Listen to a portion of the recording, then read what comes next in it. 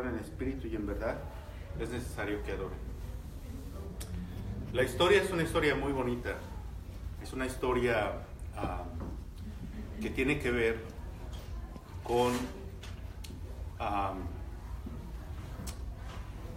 encontrar una situación donde el Señor Jesucristo se acerca a una persona que en su tiempo podía considerarse una persona insignificante, una persona que no tiene valor, ¿sí? En la cultura de aquel tiempo, en la cultura de judía y samaritana, ¿sí? Eran culturas dominadas por los varones, donde se entendía o se sobreentendía que el varón era superior a la mujer.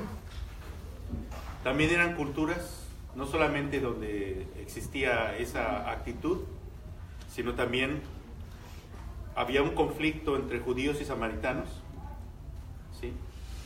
Y los samaritanos, por ser en cierta manera judíos que habían mezclado su propia raza, que se habían mezclado, tenían, ¿cómo se dice? Judíos y samaritanos tenían una continua guerra entre sí, se odiaban. El odio entre judíos y samaritanos era muy grande. No solamente era un odio a nivel de raza, ¿sí? Porque se odiaban a nivel de raza. Los judíos consideraban a los samaritanos traidores que habían traicionado a la raza judía porque se habían mezclado con otros pueblos. Los judíos odiaban a los samaritanos al punto que Samaria es una región que se encontraba justo en medio de Israel. Y si un judío tenía que viajar del norte a sur, tenía que pasar por Samaria. Era necesario. Y muchos judíos preferían, en lugar de entrar en Samaria, preferían pasar 2 o 3 días rodeando toda la región samaritana para no pisar las aldeas de los samaritanos. Ustedes pueden ver el odio, por ejemplo, que hay un pasaje en el libro, en los evangelios, donde Jesús está por entrar en la ciudad samaritana y los samaritanos le impiden el paso porque parece que va rumbo a Jerusalén. Y entonces Juan y Jacobo le dicen al Señor si quieren que oren para que Dios descienda fuego y queme esa aldea, ¿no? Es decir, el odio entre judíos y samaritanos era muy fuerte. Y en esta historia entonces tenemos una mujer que es una mujer samaritana, ya de por sí una mujer devaluada, digámoslo así, por el hecho de ser mujer primero, y lo digo esto con mucho respeto, pero esa era la cultura de ese tiempo. En segundo lugar, por el hecho de ser samaritana, pero en tercer lugar, por el hecho de la vida que había vivido. Aquí encontramos una mujer a la que Jesús le dice, ¿tú has tenido cuántos maridos? 5. ¿Y el que tienes ahora? No es tu marido. Ahora ustedes deben entender que en ese tiempo, es interesante, el divorcio era muy fácil, ¿sí? Entre los judíos el divorcio era muy fácil. Un hombre podía divorciar a la mujer casi por cualquier cosa, ¿sí? Llegabas a tu casa y el plato de comida estaba medio frío, la carta de divorcio y mandaba a la esposa de regreso a la casa. Era una ley muy dura. Eso entre los judíos. Los samaritanos no eran diferentes. ¿Sí me explico? Entonces esta mujer es una mujer que ya ha tenido 5 rechazos en su vida. 5 rechazos en su vida han habido ya. Y ahora está viviendo en una relación donde ya no está buscando más, ¿cómo se dice? La relación matrimonial. ¿Sí me explico? Ya su actitud, su forma de pensar respecto a sí misma, su forma de verse a sí misma, es una forma tan negativa, tan devaluada, que cuando ella se está mirando a sí misma, ya está dispuesta a aceptar una relación donde no hay necesidad de matrimonio. El matrimonio, no solamente entre ellos, entre nosotros hoy también, es una posición de dignidad. Cuando un varón se casa con una mujer, cuando una mujer se casa con un varón, le está dando a la otra persona una posición de dignidad. Le está diciendo, te estoy dando una posición en la que te estoy reconociendo ante la sociedad como una persona con quien he contraído un pacto. Cuando personas viven sin estar casados, están negándole a la otra persona esa posición de dignidad. Esa es la situación en la que esta mujer se encontraba. ¿Me explico? Una situación en la que ella ya había encontrado 5 rechazos en su vida y ahora ya era tan devaluada su propia forma de pensar que ya no, ni siquiera aspira a que la persona con la que vive le otorgue o le dé la dignidad de ser llamada una esposa.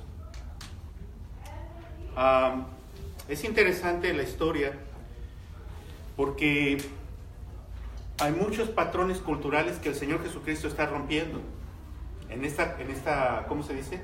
En este relato. En este relato hay muchas cosas incorrectas culturalmente. Por ejemplo, número 1, el Señor Jesucristo está cansado y llega y se sienta junto al pozo y manda a sus discípulos, y la mujer samaritana viene al pozo para tomar el agua. Era la labor de la mujer, ¿sí? Ir al pozo y sacar el agua para las labores diarias. Pero la primera cuestión cultural que hay aquí, y que es de hecho, ¿por qué la mujer le dice a Jesús, ¿por qué me estás tú pidiendo a mí de beber si tú eres judío y yo soy mujer samaritana? La primera cuestión cultural es que judíos y samaritanos no se quieren, no se hablan.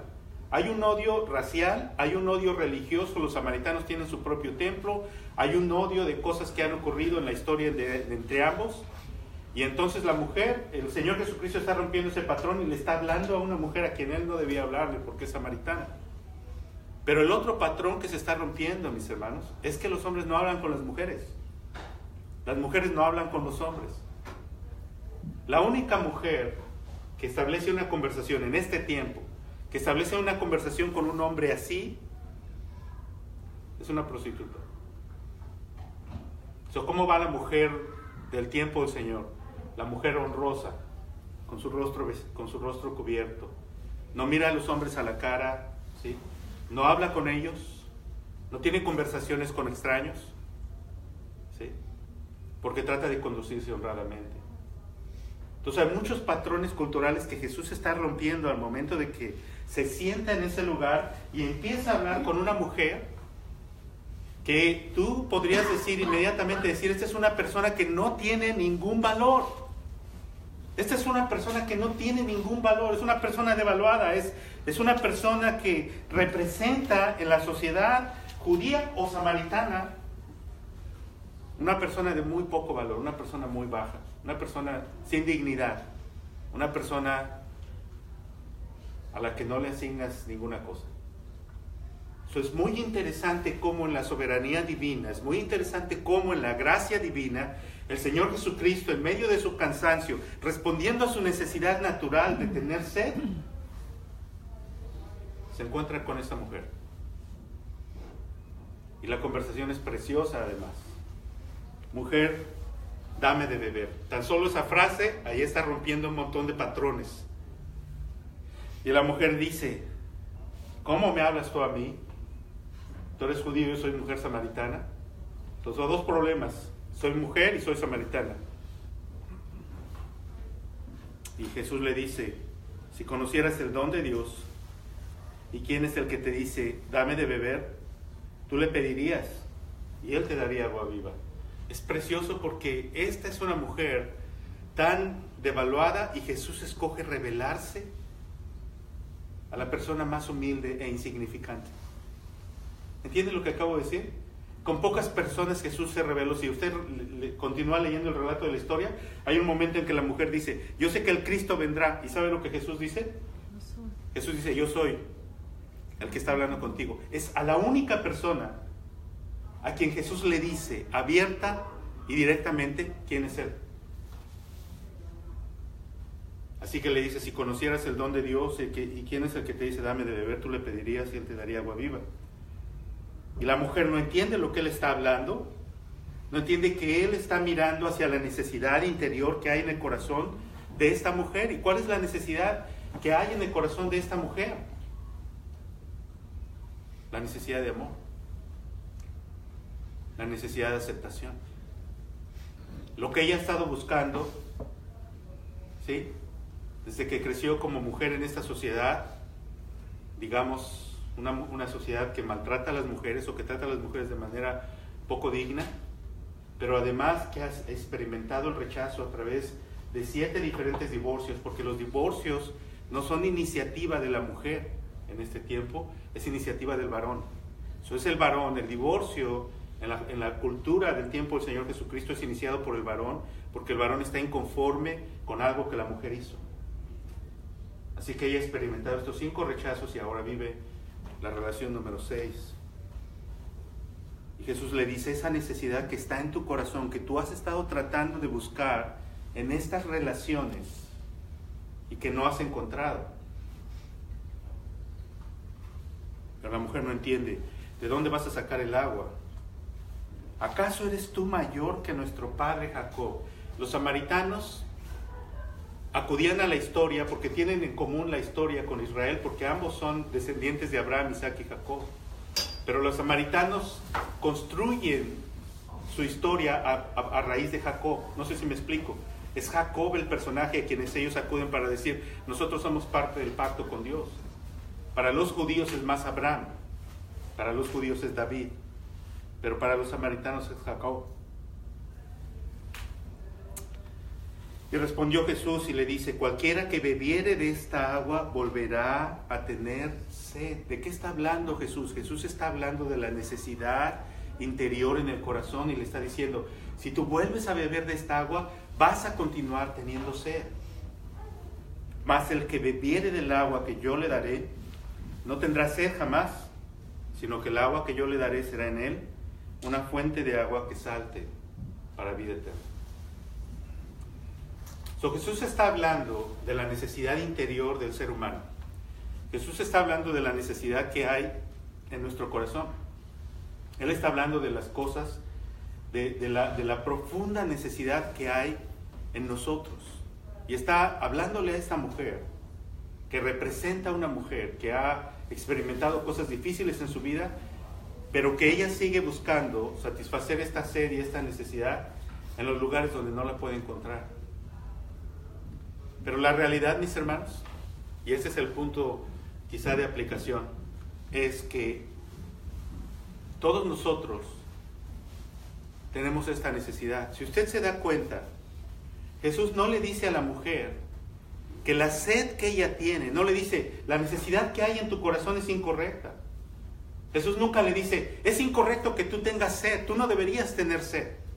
Estoy hablando de la sed espiritual, ¿entiende lo que estoy diciendo? Jesús no le dice eso a la mujer. El problema no es que la mujer tenga sed, déjeme decirlo en otra forma. El problema no es que la mujer tenga una necesidad interna en su corazón. Tal vez esa necesidad es de ser amada, de ser aceptada, de ser recibida. Y Jesús no le dice, esa necesidad está mal. Él no dice eso. El problema no es que la necesidad del corazón está mal. El problema es que estás bebiendo del agua incorrecta. Estás buscando en el lugar donde no vas a encontrar la solución. Y este principio, hermanos, es, ¿cómo se dice? Es no solamente verdad en el caso de la mujer samaritana, es verdad en el caso de todos nosotros. Porque toda persona, ¿cómo se dice? Todo individuo, toda persona tiene en su corazón la necesidad de recibir amor. Esta pequeña reunión tiene que ver con el Día del Amor y la Amistad. Dios nos creó como seres que tenemos necesidad de una relación de amor. Cuando Dios hizo al hombre, dice la Escritura que Dios hizo al hombre a su imagen y semejanza. Y la gran pregunta es, ¿cuál es esa imagen y semejanza que Dios hizo en el hombre? Y la respuesta es, cuando Dios hizo al hombre, lo hizo una persona. ¿Por qué?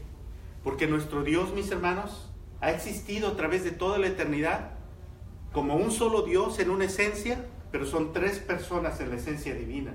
Hay Padre, Hijo y Espíritu Santo. Pero es un solo Dios. La esencia de Dios es una sola, pero son 3 personas. Y Dios existe en una perfecta relación de amor. Hay una perfecta relación de amor entre el Padre, el Hijo y el Espíritu. Y cuando Dios hizo al hombre, lo hizo para que el hombre participara de esa relación de amor. Y nuestros corazones anhelan esa relación de amor. Nuestros corazones desean En el interior de nosotros tenemos este anhelo y este deseo de encontrar ese amor. Pero el problema es que cuando el pecado entra en el mundo, el hombre se separa de Dios, el pecado separa al hombre de Dios, y entonces el hombre está buscando satisfacer esa necesidad interior de su corazón en el lugar incorrecto. Y aquí tenemos el ejemplo de esta mujer para enseñarnos precisamente esta verdad. Ahora, déjenme hablar un poquito sobre cuestiones culturales hoy. Y sobre ¿cómo se dice? Un poquito sobre la experiencia, particularmente de la gente mexicana. No sé cuántos todos aquí son descendientes de mexicanos o mexicanos. ¿Hay alguien aquí que no sea descendiente mexicano o mexicano, que sea centroamericano o sudamericano? ¿No? ¿No? ¿Todos somos mexicanos aquí? ¿O descendientes de mexicanos? ¿Sí? ¿Sí? ¿De veras? ¿De Zapata y Villa? Zapata y Villa está bien. Tierra y libertad. Muy bien, muy bien. Ok, está bien, hermano. Entonces todos somos mexicanos. Ok, no se preocupen, nadie es perfecto, así que... ¿Cuál es la situación con la gente en México? Hermanos, el problema con nuestra raza, nuestra cultura, con la forma de ser nuestra, de ser mexicanos, es que nosotros somos un pueblo que tenemos una gran necesidad en nuestro corazón. Pero al mismo tiempo que tenemos una gran necesidad en nuestro corazón, nuestra historia, las experiencias que han pasado a través de nuestra historia y generaciones de familias, nos han hecho personas que en lugar de que seamos abiertos, tanto para amarnos los unos a los otros, como para darnos amor, muchas veces nos convertimos en personas cerradas. Muchas veces nos convertimos en personas que solamente, ¿cómo se dice? Nos sentimos vulnerables, nos sentimos personas que, ¿cómo se dice? Que nos cuesta mucho trabajo conectarnos con otros y muchas veces empezamos a desarrollar en nosotros cierta, ¿cómo se dice? Desconfianza. Y nunca tenemos relaciones genuinas unos con otros porque siempre tenemos el temor, el recelo, la desconfianza de no abrirnos con otras personas, de no mostrar lo que sentimos, de no reconocer lo que sentimos. Entonces, la imagen, por ejemplo, del varón mexicano, ¿cuál es? ¿Cuál es la imagen del varón mexicano? Hombre macho, duro, ¿sí? Nunca se tuerce ante nada, ¿no? ¿Sí me explico? Está, ¿cómo se dice? Está rígido, está firme, ¿no? Lo miras a la cara, te le quedas viendo a los ojos y te dice, ¿qué te dice? ¿Qué traes? ¿Qué me ves? ¿No? Ya te quiere retar a los golpes nada más porque lo viste a los ojos. ¿No? Y no veas a su esposa, porque no es peor. ¿Sí? Cualquier cosa, ¿no? Si la esposa voltea a ver a alguien, se enciende. ¿Por qué? Hay un profundo recelo, hay un profundo sentimiento de desconfianza que encubre, escuche bien lo que le voy a decir, encubre una necesidad profunda del corazón. Ese hombre que está manifestando esa actitud está tratando de usar una máscara para cubrir la profunda vulnerabilidad y la profunda necesidad que hay en su corazón. ¿Y lo quieres ver? Dale 2, 3 cervezas el domingo, ¿sí? Viendo el partido de las Chivas América, ¿sí? 2, 3 cervezas y ¿qué pasa? Empiezan a llorar y empieza a salir todo lo que traen, ¿no? ¿Y qué son, por ejemplo, las canciones mexicanas, ¿no? ¿Cuáles son los temas favoritos de las canciones mexicanas? ¿Qué es? Todo es desamor. Estamos heridos, ¿sí? ¿No? Las canciones, oye, canciones de José Alfredo o de Juan Gabriel, todas son del amor perdido, del amor dolido, de la herida que tenemos, de me traicionaste, de me ofendiste, de me dejaste, yo me entregué a ti, tú me trataste mal, todas esas cosas, ¿no? Nuestras relaciones están en esa situación. Miren, quería leerles Y el otro día mi esposa no estaba muy de acuerdo con que les leyera esto, pero me voy a atrever. Este es el mejor escritor mexicano que ha existido, se llama Octavio Paz. Octavio Paz recibió un premio Nobel de literatura por sus escritos. Escribió este libro, es bastante deprimente, no se los recomiendo que lo lean, porque se llama El laberinto de la soledad. En este libro, Octavio Paz, ya siendo un gran pensador mexicano, no es creyente, así que no esperen que Octavio Paz piense como creyente, es un mundano de primera, pero en este libro, Octavio Paz está tratando de reflejar el carácter del mexicano y escribe unas cosas tremendas. Mucha gente no está de acuerdo con él, de hecho muchos lo critican. Pero el segundo capítulo de este libro se llama Máscaras Mexicanas. Les voy a leer una pequeña porción, ¿ok? Dice así, viejo o adolescente, criollo o mestizo, general, obrero o licenciado, el mexicano se me aparece como un ser que se encierra y se preserva. Máscara el rostro y máscara la sonrisa. Plantado en su arisca soledad, espinoso y cortés a un tiempo, todo le sirve para defenderse.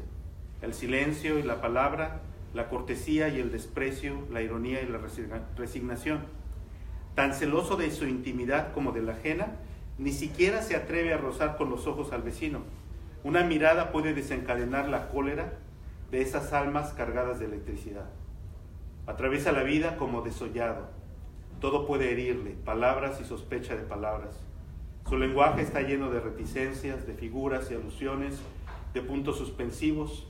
En su silencio hay repliegues, matices, nubarrones, arcoíris súbitos, amenazas indescifrables. Aún en la disputa, prefiere la expresión velada a la injuria, al buen entendedor pocas palabras. En suma, entre la realidad y su persona, establece una muralla, no por invisible, menos infranqueable, de impasibilidad y lejanía. El mexicano siempre está lejos, lejos del mundo y de los demás, lejos también de sí mismo. Si entienden el argumento que está tratando de hacer, es que somos personas que tenemos una gran necesidad en nuestro corazón, pero ¿qué hacemos? Levantamos murallas. Y Octavio Paz dice, el valiente mexicano es una muralla, pero también el amable mexicano. Hay personas que son muy ¿cómo se dice? Muy serviciales y etcétera, y esa forma de ser también está escondiendo lo que es realmente en su corazón, ¿no? Son murallas que nos separan de otros, murallas porque queremos protegernos, murallas porque desconfiamos, murallas porque nos han herido, porque nos han dañado. Nuestra historia, hermanos, es una historia de personas que han sido dañadas. Nosotros venimos de una historia, si regresamos a la historia de México, venimos de la historia de la conquista de los españoles sobre los indios en México, ¿sí? Y esa es una historia de un trauma tremendo. Es una historia donde una sociedad vino a imponerse sobre otra usando violencia, engaño, fuerza, todo tipo de abuso. Y nuestra sociedad surge de ahí. Todos nosotros tenemos estas dos sangres en nosotros. Somos españoles y somos indígenas. Y eso está en nosotros. Y tenemos, ¿cómo se dice? Legado de ambos. Y no estoy hablando, por favor, no me malinterpreten, no estoy hablando aquí como los pentecostales que hablan de esas cadenas de maldición. No estoy diciendo eso. Estoy diciendo simple y sencillamente patrones culturales que a través de la historia se han reflejado en nuestras familias. ¿Cuál ha sido la historia, por ejemplo, en nuestro país? En nuestro país, cuando los españoles llegaron, conquistaron, le dieron la tierra a los españoles, y todos los indígenas que vivían en esas tierras eran básicamente los esclavos del señor español. ¿Y el señor español qué hacía? El señor español tenía su esposa, con quien tenía su familia, pero igual tenía un montón de mujeres, entre todas las mujeres que eran parte de su, ¿cómo se dice?, de su herencia, quienes tenían hijos fuera del matrimonio, hijos que no eran legítimos, ¿sí? Y esta es la historia nuestra, y ese patrón usted lo ve en la historia de nuestro país. En el tiempo de la Nueva España se le llamaba la encomienda, más adelante se convirtió en la hacienda, ¿no? Estas haciendas mexicanas que aún todavía existen en algunos lugares en México, donde usted tiene a los caciques que son dueños de gran corporación. Hoy los caciques ya son, ¿cómo se dice?, son narcotraficantes, porque ahora ya están creciendo, ¿cómo se dice?, drogas y cosas así, pero siguen siendo lo mismo, siguen siendo los dueños de los pueblos, los dueños de los lugares, porque son las personas que tienen los recursos. Y muchas veces el patrón machista que nosotros reflejamos en nuestra cultura, ¿no?, viene de ahí, porque todo hombre mexicano aspira a hacer eso. Ese es el modelo que tenemos, ¿no? Entonces yo de repente veo las películas de Pedro Infante, a mí me gusta verlas, pero la verdad luego las veo y luego digo, wow, qué valores tan terribles hay ahí. Porque hay películas de Pedro Infante, usted ve, no sé si las ven todavía o no, perdónenme si les molesta si las veo, ¿verdad? Pero Pedro Infante siempre tiene su esposa y un montón de chamaconas con las que anda ahí, ¿no? De mujeres. ¿Y qué es eso? La misma raíz, ¿cómo se dice?, del patrón que nosotros hemos seguido a través de la historia, del hombre que no actúa de manera correcta. ¿Cuál es la imagen del varón mexicano que transmiten esas películas? Machismo, ¿no? No está con la familia, ¿dónde está? Está en la cantina, está tomando con los amigos, está emborrachándose, está haciendo todas estas cosas. Pero detrás de todo esto se esconde ¿qué cosa? Una gran necesidad, ¿no? La mujer mexicana, a través de la historia, ha tenido que responder a las, ¿cómo se dice?, a las situaciones del varón. Y el modelo de la mujer mexicana es la mujer sufrida, y por eso nosotros los mexicanos a veces exaltamos demasiado a la mamá, porque decimos, cuando el papá no está tomando su responsabilidad, es la mamá la que termina sacando adelante a la familia, ¿no? Pero tenemos entonces el otro lado de la mujer mexicana yendo demasiado hacia las emociones, ¿no? Todo está controlado por las emociones, y entonces muchas veces la mujer mexicana, todo es acerca de la protección de los hijos, ¿no? Todo tiene que ver con los hijos. Los hijos son ¿cómo se dice?, la meta final de todo en la vida. Y entonces muchas veces en el sentido de amar a los hijos terminamos dañándolos. Yo en mi ministerio he visto muchas ocasiones cuando es la misma mamá la que causa la ruina de los propios hijos. Se los digo en una forma. Hace muchos años tuve esta situación con un joven que era adicto al alcohol y se emborrachaba todos los días tomaba. Y cuando estaba todo bien tomado, la mamá venía a verme, decía, don Guillermo, ella no era creyente, pero venía y me decía, vaya a hablar con mi hijo, ayúdelo, etcétera, etcétera. Entonces yo empecé a buscar a este muchacho por muchos años, a tratar de evangelizarlo, ayudarlo. Y cuando el muchacho iba avanzando y finalmente estaba dejando su alcoholismo, la mamá lo veía y decía, ay, pobrecito de mi hijito, tiene sed, ¿sí? Mira que tiene sed, le voy a comprar unas cervezas, una no le va a hacer daño. Y entonces ella misma era la que, ¿cómo se dice?, volvía a hacer que su hijo regresara otra vez a la misma situación. Nuestra sociedad tiene todos estos patrones, hermanos, que reflejan que nunca hemos aprendido, ¿sí me explico?, a amar verdaderamente. A veces la manera como tratamos a nuestros hijos, a veces tratamos a nuestros hijos de manera, ¿cómo se dice?, áspera, de manera equivocada, los insultamos, ¿sí?, les decimos malas palabras. En el pasado en México el abuso físico y el abuso verbal eran muy comunes, ¿no? Los padres les decían a los hijos, eres un bueno para nada, no sirves, ¿sí? No vas a tener ningún futuro, ¿no? Y muchas veces poniendo pensamientos y sentimientos negativos, transmitiendo muchas veces la frustración que ellos mismos recibieron de sus padres. No sé si me explico, son cosas que van de generación en generación. ¿Y qué va ocurriendo con nuestra vida? Nos vamos haciendo herméticos. ¿Por qué razón? Porque si toda la vida estás siendo maltratado, ¿qué vas haciendo? Vas generando estas murallas. Porque dices, tengo que protegerme, tengo que parecer que soy duro, tengo que parecer que soy fuerte, tengo que parecer que estoy bien. ¿Ok, ya los deprimí mucho o todavía no? Yo creo que ya los deprimí mucho. Déjame terminar un par de cosas y voy a regresar al pasaje. ¿Ok? Porque no quiero dejar pasar de hablar esto, porque es algo que nosotros ignoramos o no pensamos. Cuando venimos a los Estados Unidos, tomamos una decisión tremenda, ¿no?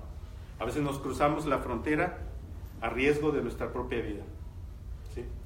y nos la cruzamos así, en desesperación, por la necesidad de ganar dinero, por la necesidad de hacer algo mejor para nuestra familia. Arriesgamos el cuello, arriesgamos todo para venir aquí. Y venimos y nos establecemos acá, en una sociedad que no es la nuestra, en una sociedad que usa nuestro trabajo, pero que no nos quiere acá, que nos rechaza, que no nos acepta completamente. Y nosotros tenemos este problema, que nuestros hijos crecen aquí. Nuestros hijos nacen aquí y crecen aquí. Y nuestros hijos van a ir a las escuelas. Y en las escuelas ellos van a enfrentar este gran conflicto. Que por un lado en casa tienen a sus papás, que son mexicanos, pero en la escuela toda la cultura es americana. Y además, la cultura americana es racista en contra del latino. Así que el joven descendiente de mexicanos está en medio de esta cultura luchando por cuál es su identidad. ¿Qué soy? ¿Soy mexicano o soy americano? Y por un lado, si digo que soy mexicano, me van a discriminar. Entonces, ¿qué hago? Entonces mejor trato de no ser lo que mis padres son, para integrarme en la cultura. Es un mecanismo de defensa, es otra máscara, ¿sí? Y muchas veces nosotros en la iglesia no entendemos eso. Y muchas veces no ayudamos a nuestros hijos en ese sentido. ¿Y cuál es la experiencia de los jóvenes en las iglesias hispanas? Nuestros jóvenes hablan inglés, ¿sí? Nosotros hablamos español. Todas las actividades en nuestras iglesias son en español. Nunca hablamos a las necesidades de ellos, porque hablamos a las necesidades nuestras porque nosotros probablemente venimos de México o somos más relacionados con esa cultura. Entonces nuestros jóvenes va a pasar algunas cosas con ellos. Una de dos, se van a ir. En el mejor de los casos se van a ir a una iglesia americana. En el peor de los casos se van a apartar del Señor. Y se van a ir.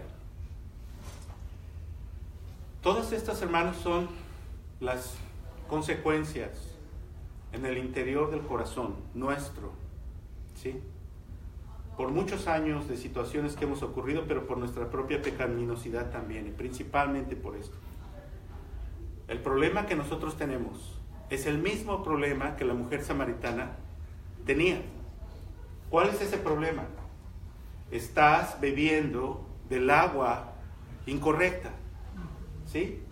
Venimos a este país y ¿qué es lo que deseamos? Deseamos dinero, deseamos trabajo. Y decimos, oh, si pudiera tener, ¿sí?, suficiente dinero, si pudiera tener suficiente trabajo, si pudiera construir mi casa, si pudiera comprar mi carrito, si pudiera comprar mi terreno allá en México y construir mi casa, si pudiera hacer esto, si pudiera hacer todas esas cosas, entonces sería feliz. Y nos pasamos construyendo la vida en eso. Y cuando finalmente logramos tener esas cosas que anhelábamos tener, nos damos cuenta que nos sentimos exactamente igual que antes. Porque cualquiera que vuelva a beber de esta agua va a tener ¿qué? Va a tener sed. ¿Por qué, hermanos? Porque la sed verdadera nuestra no está saciada. Son dos cosas para concluir. ¿Dónde está la solución? Número 1. La necesidad en tu corazón es una necesidad real. Tienes que entenderlo y tienes que reconocerlo. Tienes que aceptarlo. Que Dios te hizo con una necesidad profunda. El gran teólogo de la antigüedad, San Agustín, dijo lo siguiente: Señor, nos hiciste para ti y nuestro corazón no encuentra descanso hasta que lo encuentra en ti. Dios nos hizo, hermanos, con una necesidad en nuestro corazón que solo Dios puede llenar. Y esa necesidad es el agua de vida que el Señor Jesucristo ofrece. Nosotros nos hemos alejado de Dios y hemos pecado contra Dios porque hemos buscado satisfacer esa necesidad en cosas que no la pueden satisfacer. Pero el Hijo de Dios vino a este mundo por amor a nosotros y tomó sobre sí mismo la condenación y el castigo que nosotros merecíamos para con su sufrimiento entonces darnos a nosotros vida. Amén. Y darnos a nosotros salvación y ofrecernos entonces del agua de vida que salta para vida eterna. Entonces, más el que bebiere del agua que yo le daré no tendrá sed jamás, sino que el agua que yo le daré será en él una fuente de agua. Cuando tú vienes al Señor, cuando tú vienes a Cristo, la Biblia dice que tú pasas de ser un pecador enemigo de Dios, a ser un hijo de Dios. A ser una persona amada y aceptada completamente delante de Dios. No tienes que buscar ese amor y esa aceptación en ningún otro lugar, porque el único lugar donde puedes encontrarlo es en Dios. Y la razón por la que el único lugar donde puedes encontrar un amor incondicional, escuche bien lo que le voy a decir, un amor incondicional, la única razón porque solo en Dios puedes encontrar ese amor, es porque Cristo murió ya en la cruz por tus pecados. Es porque Cristo murió en la cruz por nuestros pecados que Dios puede amarme incondicionalmente. Si Cristo no hubiera muerto, mis hermanos, Dios no podría amarnos, tendría que condenarnos a todos. Pero es porque Cristo murió, que la Biblia dice que para aquellos que creen en Él, Dios los recibe como sus hijos. Ya no hay más condenación. Ya no hay más, ¿cómo se dice? Acusación en contra de aquellos que pertenecen al Señor. Estamos en el amor de Él y el apóstol Pablo dice, ¿qué nos puede apartar del amor de Cristo? ¿Qué cosa puede separarnos del amor del Señor? Usted debe verse a sí mismo delante de Dios. Si usted ha creído en el Señor como una persona a quien Dios ha amado. En el libro de Efesios dice, el cual nos hizo aceptos en el amado. Eso significa que Dios nos ha aceptado como sus hijos al venir a estar en Cristo. Y nos ha recibido. Y no hay más reproche. Y es un amor genuino, y es un amor verdadero, y es un amor real, y es un amor que ha prometido protegernos y mantenernos y guardarnos hasta el momento en que Él venga por nosotros. Pero hay una cosa más. Los que verdaderamente han experimentado este amor, aman también a aquellos que han sido amados por Dios. ¿Entiende lo que acabo de decir? El verdadero creyente ha sido recibido y aceptado por la gracia de Dios y está completo en Dios. No hay más acusación. Hay un amor y una aceptación plena de parte de nuestro Dios. Pero al mismo tiempo esa persona entonces es una persona que ¿qué hace? Que ama a sus hermanos. Que ama a aquellos que están en Cristo. Que ama a los demás. La iglesia, hermanos, tiene que ser una comunidad de amor. Eso es lo que la iglesia debe ser. La iglesia debe ser una comunidad de amor. Y va a haber entre nosotros conflictos, pero el amor tiene que ser mayor que los conflictos. Cuando los conflictos son más grandes, es porque no hay en nosotros amor. Y la pregunta que debemos hacernos es, si no hay en nosotros amor, la pregunta es ¿está realmente Dios entre nosotros? Porque si Dios está realmente entre nosotros, si usted ha sido amado por Dios, si Dios me ha recibido a su amor siendo yo un pecador que merecía la condenación, y si Él me ha recibido a su amor en esos términos, ¿cómo no voy yo a amar a mis hermanos? Aunque mis hermanos no sean perfectos, aunque mis hermanos no sean lo que yo quiero que ellos sean, aunque mis hermanos tengan defectos, ¿cómo no voy a amar a aquellos a quienes Cristo ha amado? La iglesia es una comunidad de amor, de creyentes que han bebido del agua de vida que salta para vida. Entonces terminemos con una oración, pero antes de orar, mi pregunta para ustedes: ¿ha bebido usted de esta agua? ¿Realmente ha abierto su corazón para recibir a Cristo, para creer en Cristo, para entregarle su vida a Cristo? ¿Verdaderamente ha hecho una decisión de seguir a Cristo? Si usted se pregunta en su corazón, en su mente, ¿qué cosa tengo que hacer? La Escritura dice, arrepiéntete y cree. Arrepiéntete de tu vida sin Dios. Ahora, tu vida sin Dios a lo mejor es la vida de un vil pecador. Arrepiéntete de esa vida de vil pecador. No digas en tu corazón y en tu mente, es que no sabes cuántos pecados tengo. No importa. Lo que Cristo hizo en la cruz es suficiente para pagar por tus pecados. Pero también si eres una persona religiosa, te animo a que te arrepientes de tu propia religiosidad. Porque tu religiosidad sin Dios, tu confianza en ti mismo es tu obstáculo para llegar a Dios. Arrepiéntete de eso, porque eso también es pecado. Y cree en Cristo. Acepta que la única cosa que te puede hacer recibir el amor incondicional de Dios es cuando tú confías única y exclusivamente en que lo que Cristo hizo en la cruz es suficiente para pagar por tus pecados, por todas las cosas que has hecho. No necesitas nada más, pero no puedes añadir nada más tampoco. No puedes tener a Cristo y tu tradición, no puedes tener a Cristo y tu moralidad, no puedes tener a Cristo y tu ídolo o tu virgen. tienes que descansar y confiar únicamente en Cristo. Amén. Gloria a Dios. Vamos a orar. Señor, te doy gracias en esta tarde por la oportunidad de compartir este mensaje con mis hermanos. Yo oro, Padre, por tu gracia para la vida de cada uno de ellos. Que podamos ser capaces de ver lo que el apóstol Pablo dice cuando habla y dice que tu amor es tan grande que no podemos entender la altura, la anchura, la profundidad de conocer el amor de Cristo que excede a todo conocimiento. Que podamos entender cómo fuimos amados, entendiendo la condición en la que nos encontrábamos y la condición de tu santidad perfecta que demandaba tu justicia y la condición de nuestro Señor Jesucristo, quien por amor a nosotros tomó la cruz voluntariamente, sufriendo todo lo que nosotros merecíamos, fue a la cruz y pagó por nosotros lo que era nuestra deuda.